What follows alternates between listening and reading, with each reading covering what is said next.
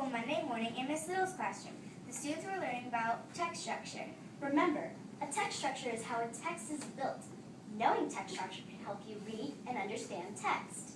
Today we'll be learning about problem and solution text structure. Chris looked over at Wendy. Wendy never seemed to pay attention, but she never got in trouble.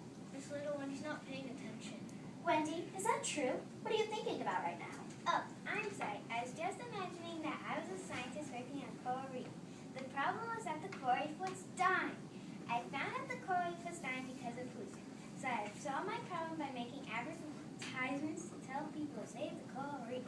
Wendy, that was wonderful. What a great example of problem and solution text.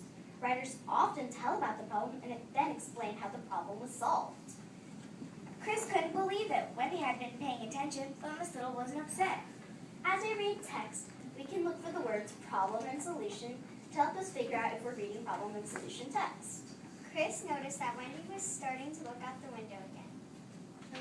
This little one is not paying attention again. Really, Chris, you have to call out. Wendy, what are you thinking about? You know, I was just thinking about a deer.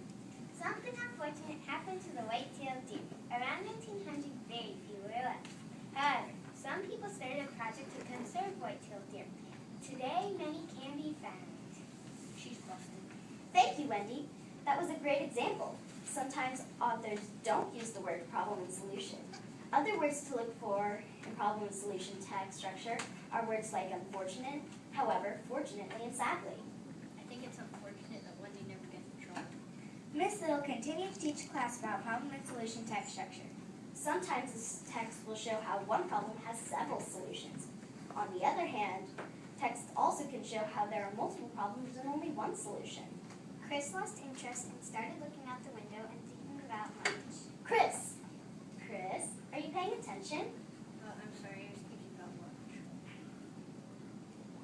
I know what you're thinking about, Chris. You're imagining a problem in the cafeteria. That's right, I was thinking about what would happen if aliens took all the food from the cafeteria. That would be a problem.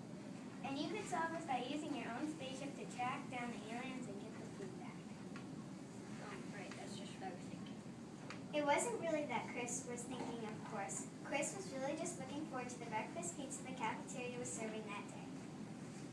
Thanks for another example, Chris and Wendy. The problem was that Chris wasn't paying attention, and Wendy solved that problem with coming up with a good story. See, problem and solutions are all around us. Problem and solution is a very important text structure. Well, thanks, Wendy. I guess you really helped me out. But Wendy wasn't listening. She was looking out the window again, thinking about how she would feed the aliens